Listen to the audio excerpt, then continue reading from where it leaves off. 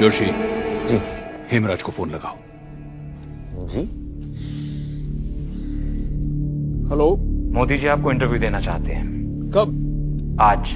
I'll be there. लेकिन एक शर्त है, What? इंटरव्यू लाइव होगा। लाइव? Are you sure? जी। अरसे से इस मौके का इंतजार था। Let's finish him. देखिए, मैं आज घुमा फिरा कर बात नहीं करूंगा, इसलिए आपसे सीधा पूछता हूं, आपने आज तक गोधरा के लिए माफी क्यों नहीं मांगी? पहले ही बॉल पे बाउंसर। Good one. माफी गुनहगार मांगता है और कानून सबूत। अगर मैंने जुर्म किया है तो फांसी पे लटका दीजिए, मंजूर है। अगर आप निर्दोष हैं, तो आप ही की सरकार ने गुजरात को जलने कैसे दिया? नानावटी कमीशन की रिपोर्ट में साफ साफ लिखा है कि मेरी सरकार और मेरा कोई दोष नहीं। उसमें यह भी लिखा है कि गोधरा के साबरमती एक्सप्रेस में 59 लोगों का जिंदा जलाया जाना कोई दुर्घटना नहीं, सोची समझी साजिश थी। पर यह खबर तो मैंने कभी देखी नहीं आपके चैनल पे। हेमराज जी, झूठी दलीलें और खबरों की दलाली मत पेश कीजिए, यह जनता सब जानती है। 12 साल हो गए हैं ऐसा, 12 साल। कर्फ्यू क्या चीज है, दंगा क्या होता है, गुजरात के एक बच्चे को पता नहीं है। गोधरा के दंगों का दोषी कौन है, हिंदू या मुसलमान? मुसलमान। क्या कहा आपने? यही सुनना चाहते हैं? मुसलमानों के लिए हिंदू दोषी और हिंदुओं के लिए मुसलमान। पर मेरी नजर में दोनों समुदाय इंसानियत के कटघरे में दोषी हैं। Violence has no religion and no religion has violence. Gujarat के सीएम किसके साथ है? गरीबों के साथ है या उद्योगपतियों के साथ है?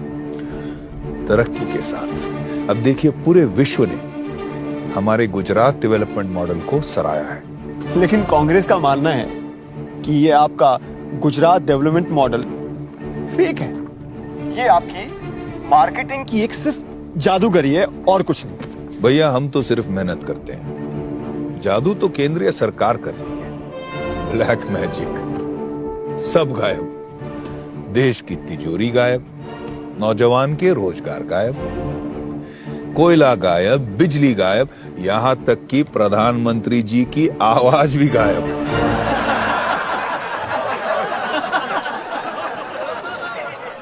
मित्रों, अब आपको निर्णय लेना है, उनका टेप रिकॉर्ड सुनना है या मेरे विकास का ट्रैक रिकॉर्ड।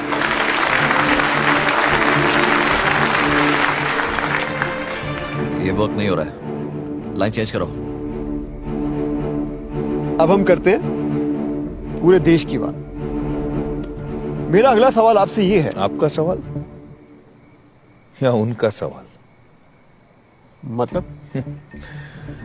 कमाल की रिमोट कंट्रोल टेक्नोलॉजी है भैया, मुंह आपका, सवाल किसी और के।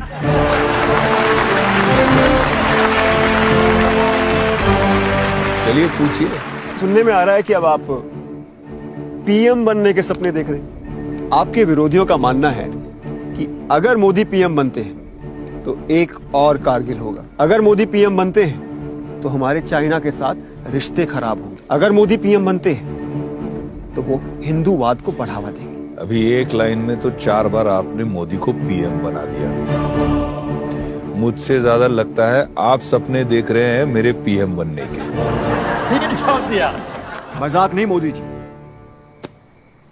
लोग सच में डरे हुए हैं कि अगर आप इस देश के प्रधानमंत्री बनते हैं तो पाकिस्तान और चाइना के साथ हमारी एक और जंग होगी।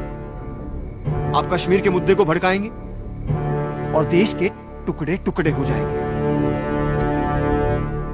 पाकिस्तान को जन्म किस पार्टी ने दिया था? 1947 में अखंड भारत के टुकड़े टुकड़े किस पार्टी ने दिया? अगर नेहरू जी की जगह सरदार पटेल पीएम होते तो ना हम चीन की लड़ाई हारते, ना आधा कश्मीर पाकिस्तान के पास होता। और ना ही आतंकवाद की वजह से हमारे वीर सिपाहियों के सर सरहद पे कटते।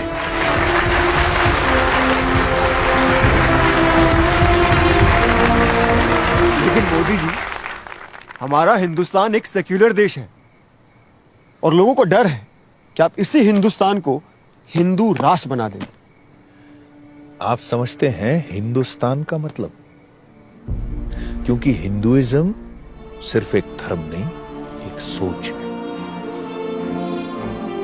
हिंदुइज्म की वजह से ये देश सेक्युलर है, क्योंकि मूर्ति पूजा करने वाला एक पंडित भी हमारे लिए हिंदू है और बुत परस्ती में ना मानने वाला एक इंसान भी हमारे लिए हिंदू है।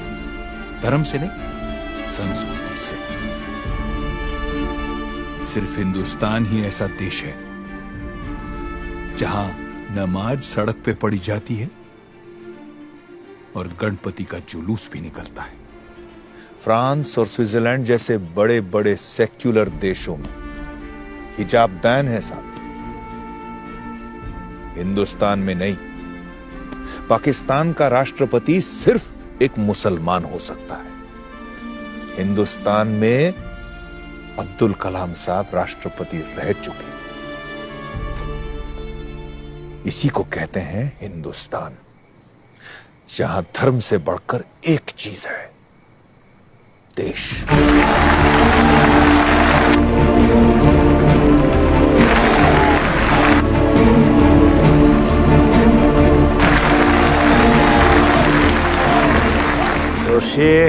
ये सब छोड़िए मोदी जी, ये बताइए कि जब तक आपके ऊपर गोधरा कांड में चल रहे एसआईटी कोर्ट की क्लीन चिट नहीं मिल जाती, आप प्रधानमंत्री कैसे बन पाएंगे?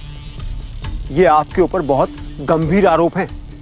जनता तो छोड़िए, आपकी खुद की पार्टी आपको कैसे स्वीकार करेगी? इसका जवाब आपको अगले 30 सेकंड में मिल जाएगा।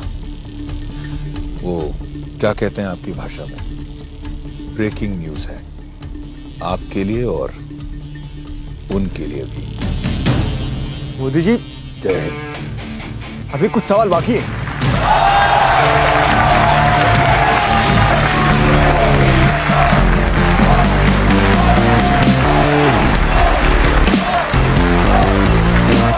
गुजरात के सीएम नरेंद्र मोदी को एसआईटी कोर्ट ने गोधरा दंगों के मामले में निर्दोष करार दिया है। अब उनके लिए अपने ही पार्टी के पीएम कैंडिडेट बनने का रास्ता बिल्कुल साफ हो गया।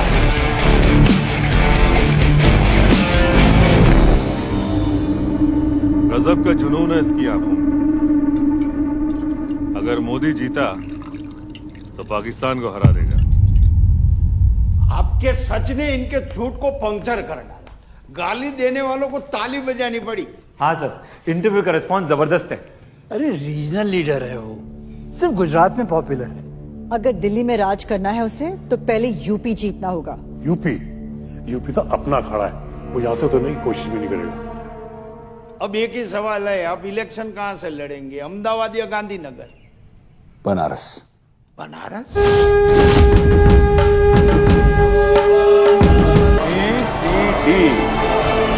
आपके कारनामे तो झेड़ तक गिना सकता हूं साहब।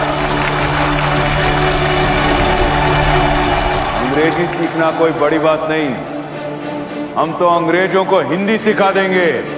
भूलो मत उसने गुजरात में क्या किया था। मौत का सौदागर है वो। उसे जीतने दिया तो पूरे इंडिया को गुजरात जैसे बना देगा।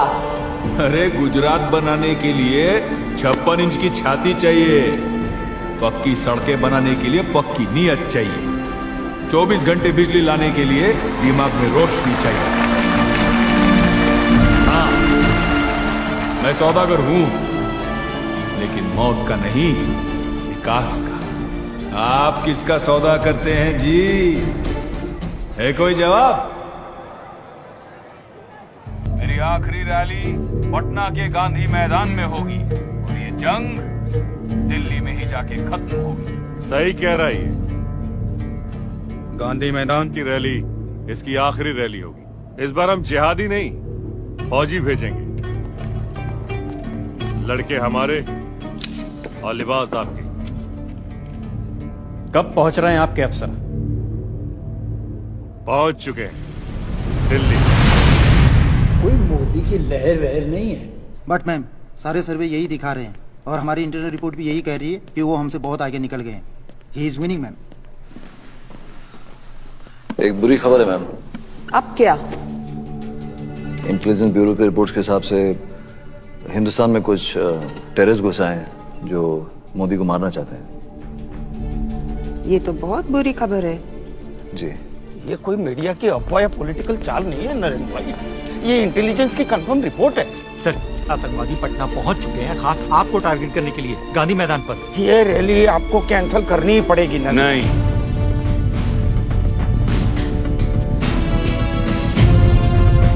मीडिया को ब्रेकिंग न्यूज और विरोधियों को मुद्दा मिलेगा कि मोदी भाग गया। लेकिन नरेंद्र भाई, मैं उनकी परवाह नहीं करता, लेकिन हर वो हिंदुस्तानी जो मेरी तरफ आशा लिए देखा है, उसकी नजर झुक जाएगी। जो खुद की सुरक्षा की चिंता करे, वो देश की हिफाजत क्या करेगा? सॉरी सर, लेकिन इंदिरा जी, राजीव गांधी, इन्हें भी इंटेलिजेंस रिपोर्ट मिली थी और उन्होंने भी नहीं मानी। जोशी,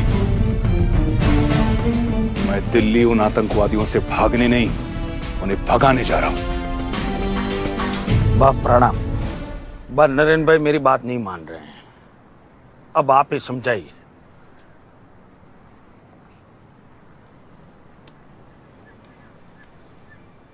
प्रणाम बा, मैं बहुत आगे आ चुका हूं, अब पीछे हटने को मत कहना।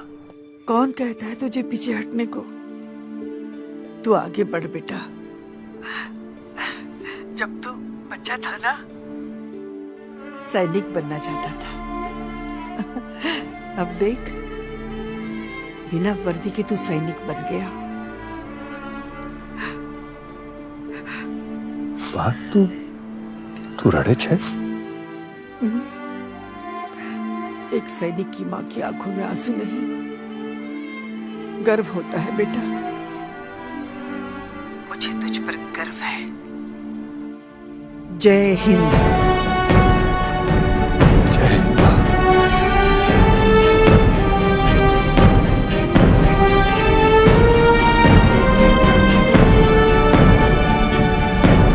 कल शाम 7 बजे पटना गांधी मैदान।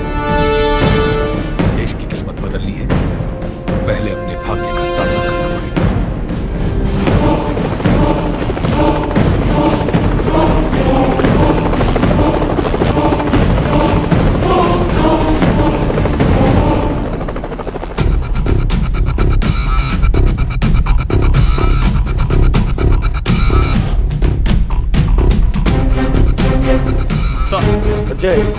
सिक्योरिटी अपडेट क्या है? सर, सारे एंट्री पॉइंट्स पे स्कैनर्स लगवा दिए गए हैं, पुलिस की तादाद डबल कर दी गई है। मैं और मेरी टीम सिविल ड्रेस में क्राउड में होंगे और डॉग स्क्वाड को मैंने ऑर्डर किया है कि स्टेज एरिया को दोबारा चेक करें। Aman Bhargava, counter terrorism security expert. आपकी क्या राय है? सर, ये रैली कैंसिल कर दीजिए। थ्रेट लाइव है, भीड़ लाखों के समय बहुत कम, सिक्योर करना मुमकिन नहीं होगा। ये मुमकिन करना होगा।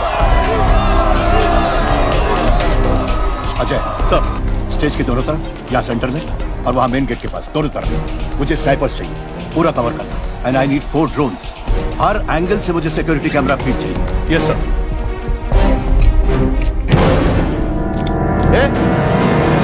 इधर क्या कर रहा है? कुछ नहीं सर, आ रहा हूँ। स्टेज पे वायरिंग कर देगी जल्दी। Okay sir. मुझे ड्रोन का फीड देना।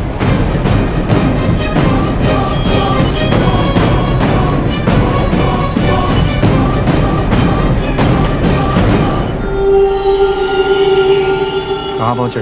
जनाब, मैं अभी भी यहीं अटका हूँ। सर, डोंट वरी, हथियार मेरे पास है। जल्दी करो।